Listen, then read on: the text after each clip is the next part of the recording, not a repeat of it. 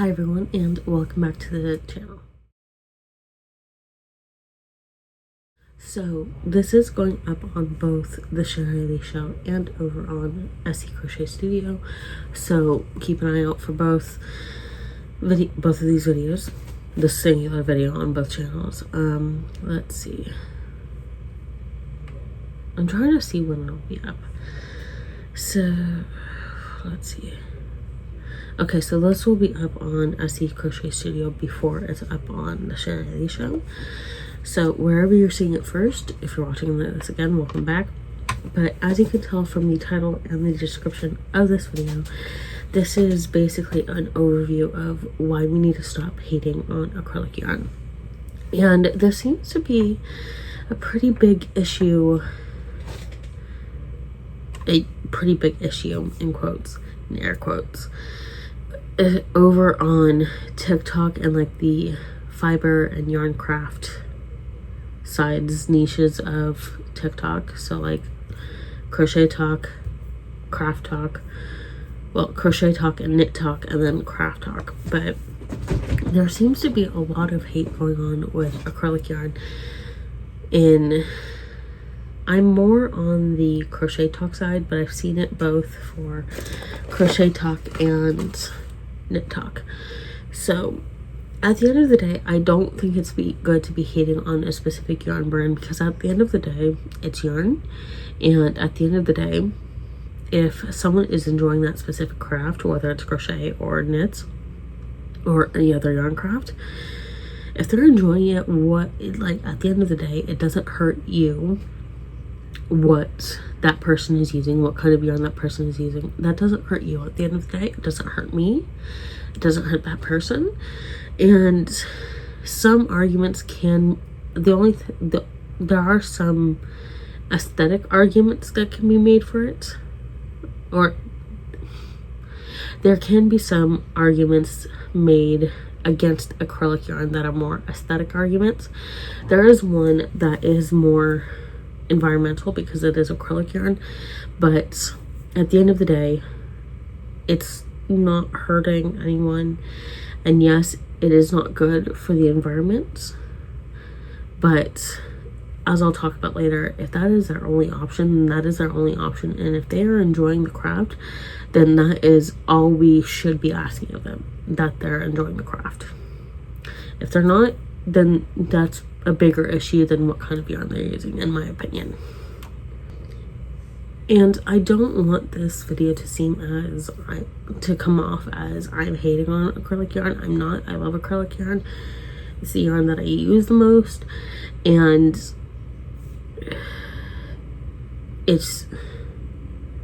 I just feel like I need to address both sides in this video, and I feel like we can't dismiss the cons of acrylic yarn just because of the pros, and we can't and vice versa. We can't dismiss the pros just because of cons.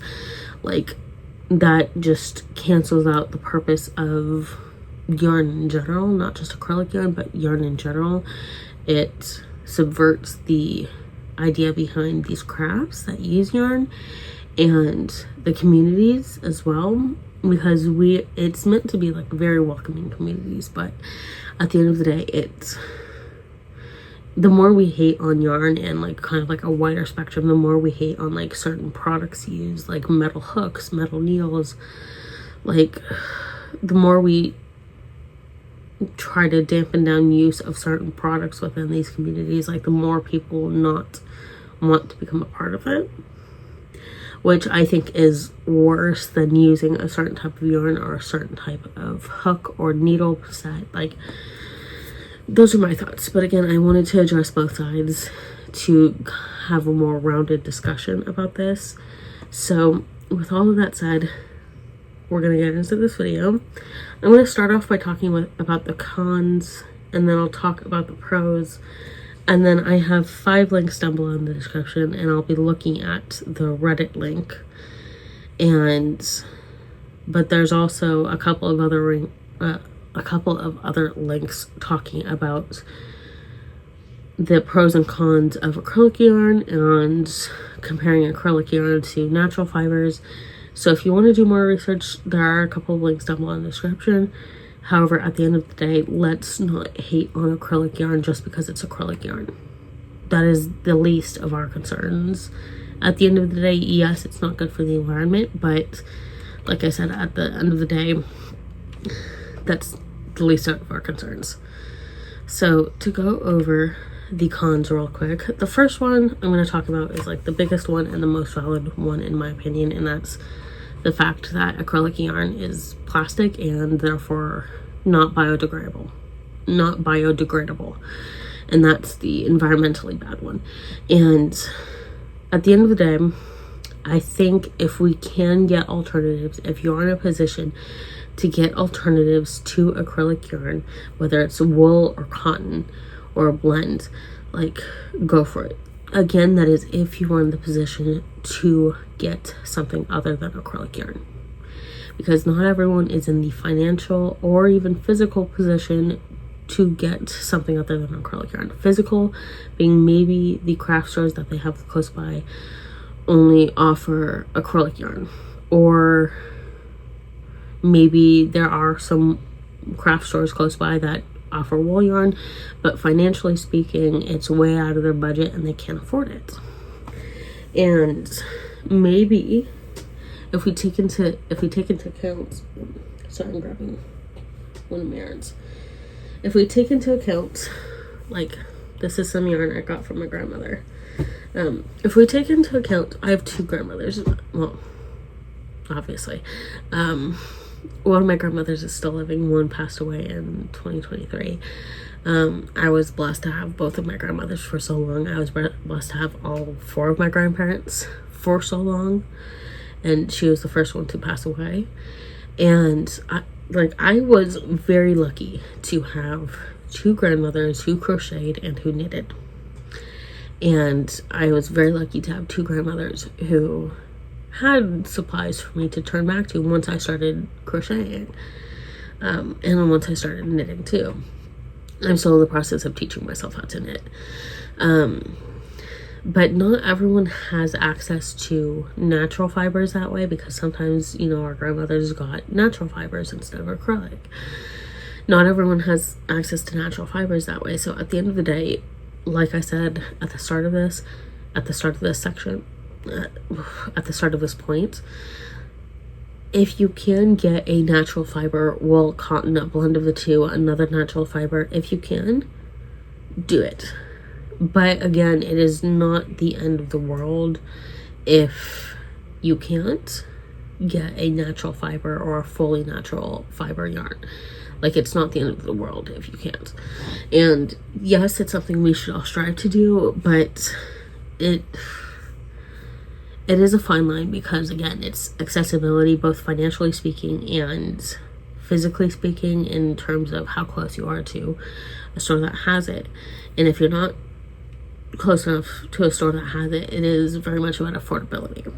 So the next con is that not with all acrylic yarns, but with some, there's pilling. Now pilling, let me look it up real quick.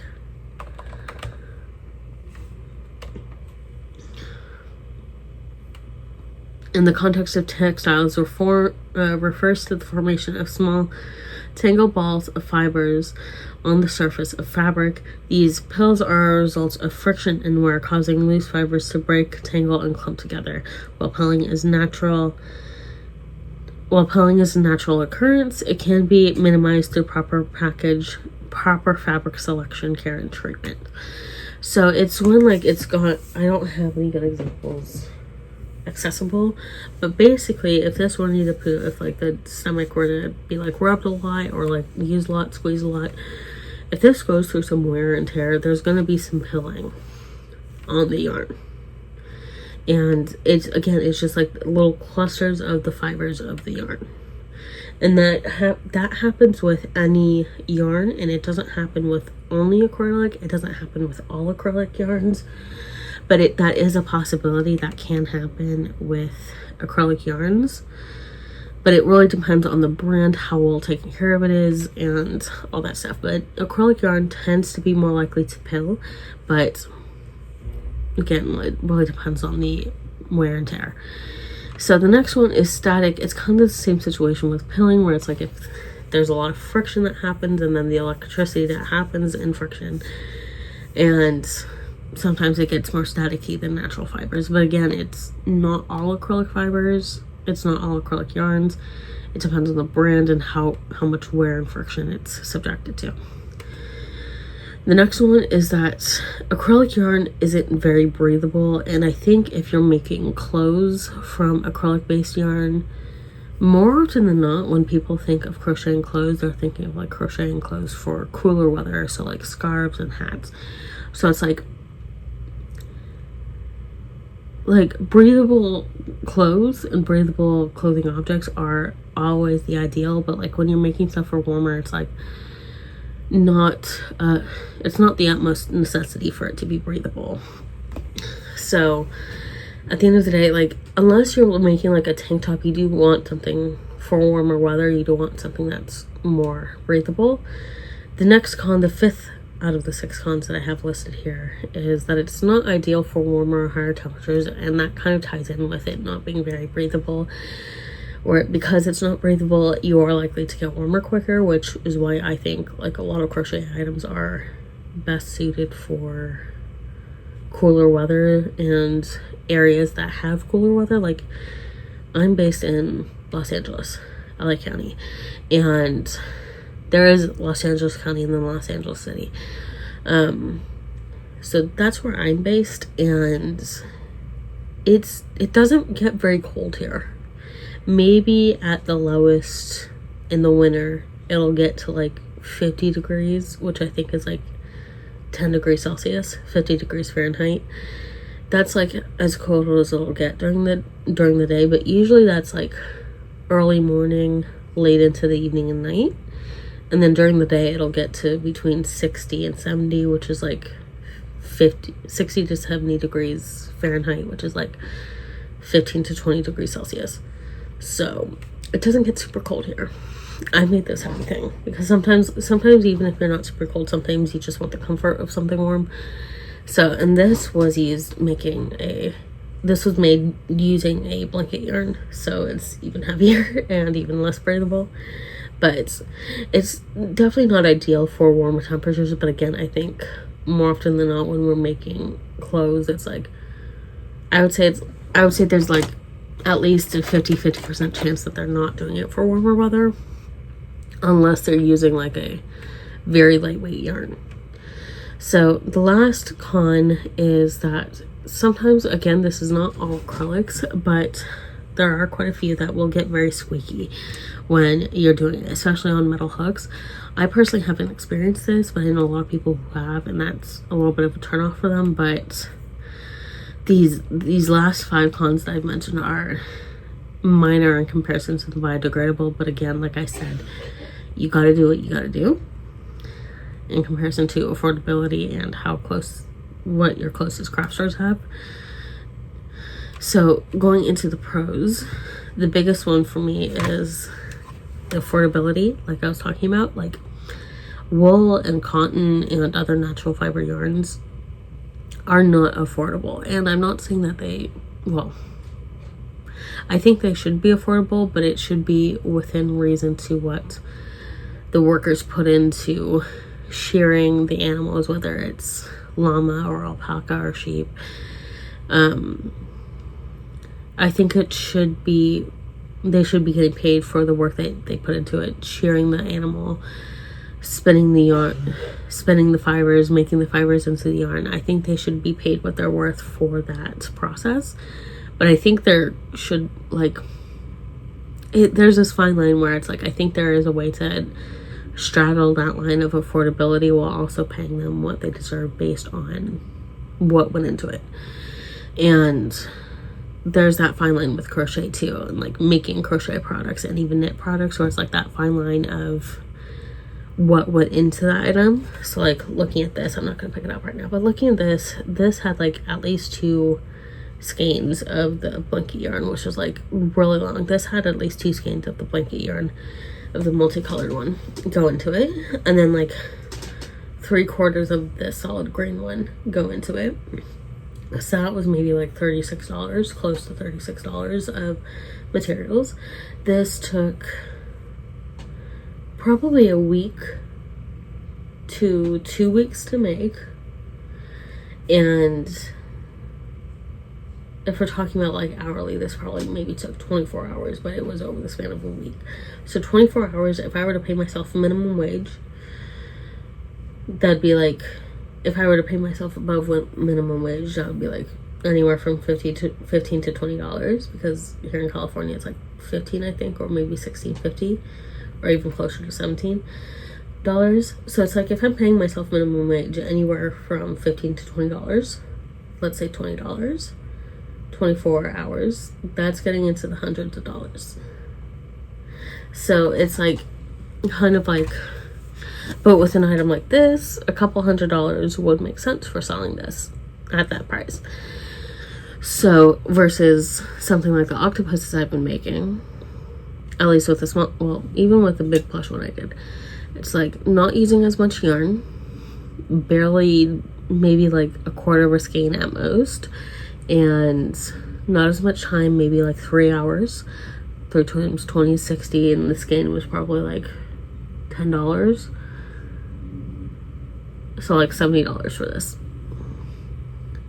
So it's like with it, like I was saying, like the whole point of going on that little tirade, I guess, rant, is that I feel like there's like that fine line between the process that went into it and making sure to get paid what you're worth based on that, and also making it affordable.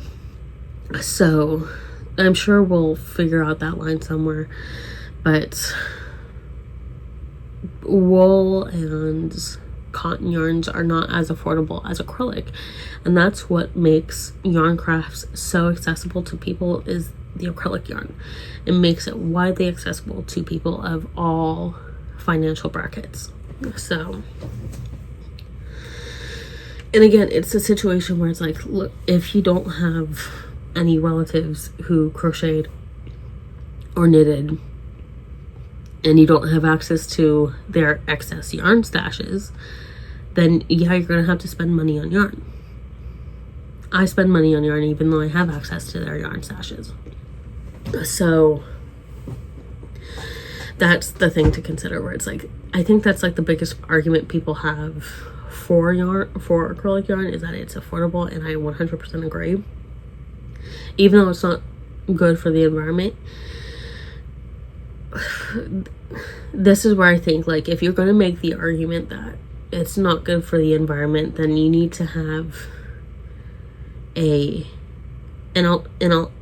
alternative, an affordable alternative that pays these people what they're worth for making the yarn out of the natural fibers, but also makes these things affordable.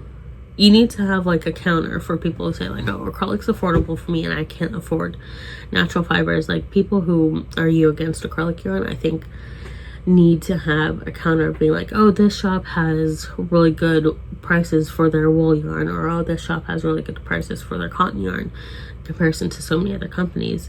Like, I feel like people who argue against acrylic yarn need to have that argument and need to have that card ready, because if they're going to be hating on acrylic yarn, then they need to have options ready to offer to people who say it's affordable. That's why I use acrylic yarn. So I don't have any recommendations on me, but at the same time, I'm not arguing against acrylic yarn. So if you have recommendations for relatively reasonable wool and cotton yarn stores that make wool and cotton yarns that are paying them enough but also within reason for budgets that might be a little bit tighter, comment down below with your recommendations. But moving on, the second pro is that a lot of acrylic yarn tends to be durable, and that's not to say that wool and cotton yarn aren't durable. It's just 9 times out of 10 when I've made something for someone, it's going to be out of acrylic, and it's lasted so long in comparison to what I think the wool version of those things would have lasted. Like, I've made a couple of blankets for, he's now 9, I think, a 9-year-old and a 5-year-old Oh no, she's 6. A 9-year-old and a 6-year-old. Both of them, I love them both dearly, but they're both very rambunctious. And they can get very rowdy at times. So it's like, I've made blankets for both of them, and they're acrylic, I use acrylic yarn for both, or like a blend of acrylic and something else. And their blankets have really stood the test of time. So it's like, they are very durable. And then the next pro is that it's very easy to care for acrylic yarn. More often than not, maybe you do like minimal blocking. If you're doing a grain skirt or something shaped, you do minimal blocking. You can do a little bit of blocking, and then you can just throw it into the washer and dryer, and you're good. And you don't need to worry about blocking it again, usually. And it does fine in washer and dryer situations. So it's very easy to care, whereas with wool and cotton, you do need to hand wash it most of the time. You do need to block it out every single time you wash it to make sure it keeps its shape. You need to use certain water temperatures, need to use certain soaps, need to not use other soaps. So it's very easy to care, especially if you're considering gifting it to that person. You don't want to, not that you don't want to give them care instructions, but if you're gifting something to someone who maybe doesn't understand the nuances of different yarn types and caring for different yarn types, it can be a little bit tedious explaining it to them, like, this is why wool needs this kind of care, this is why you need to do this. And if that person has small kids, they're probably not going to want to put that time into it. So usually acrylic yarn is a good way to gift something to someone, so that you can just say like, hey, you might need to like let it like fully dry, do like a partial dry and let it fully dry on your bed, to let it retain its shape. But it can go in the washer and dryer just fine. So like, easy care. And then the next one, pro number 4, is that it's hypoallergenic. And this is really good for kids where you don't know what their allergies are, or maybe they don't even know what their allergies are yet. Like, and the parents don't know what the allergies are yet because they're just in that testing it out phase. Like, your safest bet for kids is to go with acrylic yarn because it's hypoallergenic. They're not going to react to acrylic yarn they're not going to react at all to acrylic yarn, hopefully. But you don't know if they'll react to wool yarn. You don't know if they'll react to sheep's wool differently from alpaca wool. You don't know if they'll react to cotton. So usually your safest bet for gifting stuff is to give them something hypoallergenic. And even if you've known someone for like years, you might not know that they're allergic to something. Like a really close family friend, we've talked about it more now, but like, I've known this family for like 26 years, and for the longest time he didn't know that I was allergic to cats and dogs. And I've had friends tell me, because like, I love cats and dogs, and I've had friends tell me, because whenever I'm over at friends' places who have dogs, like, I'm always interacting with the dogs because I love dogs. And I usually take allergy medicine before, because I'm like, I can prepare for this. But I've had friends say, like, I forget that you're allergic to dogs because you're always interacting with them. But like, my quote unquote boundaries is like, I don't let the animals kiss my face. I don't let cats or dogs kiss my face. I'll bring them kind of close to my face if I have taken allergy medicine. But you can know someone for a while and not know that they're allergic, or you can even forget, like some of my friends have done, which is fine. But it's like, usually the safest bet is to go with the non-allergic yarn, the hypoallergenic yarn. Now, the next pro does kind of contradict one of the cons, but it really depends on the brand of acrylic yarn that you get, like all of these. But a large number of acrylic yarns do tend to be lightweight. They do tend to be on the lighter side. This is not one that's a lightweight, partly because of what I made using it. But this was a blanket yarn. So this one is not lightweight. And it's not intended to be lightweight because it's a blanket yarn. But if you're going for like a lace yarn, or up to like a medium weight 4 yarn, those tend to be lightweight, again, depending on the brand. So it's gonna be pretty, even like some bulky ones like 6 can be on the lightweight side. So it really depends on the brand and the texture of that yarn and what you feel is lightweight. And then pro number 6, the last one, is that it is very versatile. You can do anything and everything with acrylic yarn, with kind of like the easy carrot, with very little blocking.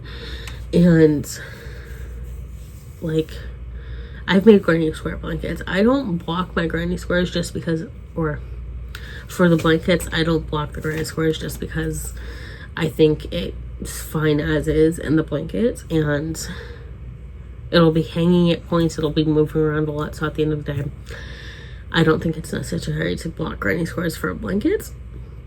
But if you're doing like other projects that need blocking, it doesn't need a whole lot of blocking, and usually it does kind of keep its shape, and you can put a little bit of heat on it to kind of set that shape, and it's perfectly fine.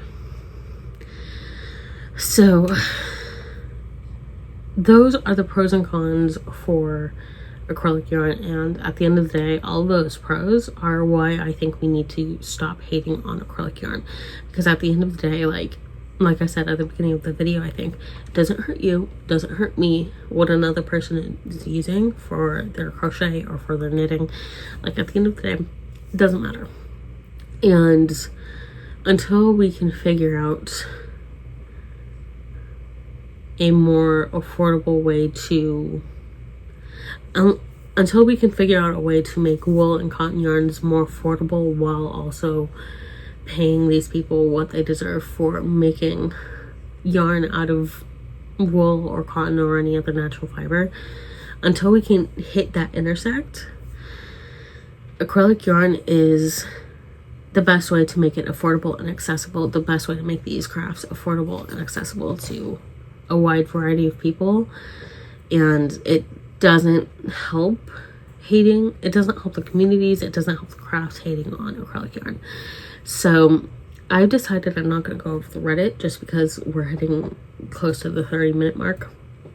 And again, I have a link down below so you can go do your own research, figure out what you like. Again, if you have brands of wool and or cotton yarn that you like that is on the more affordable side, please comment down below in the description, and or not in the description, please comment down below in the comment section.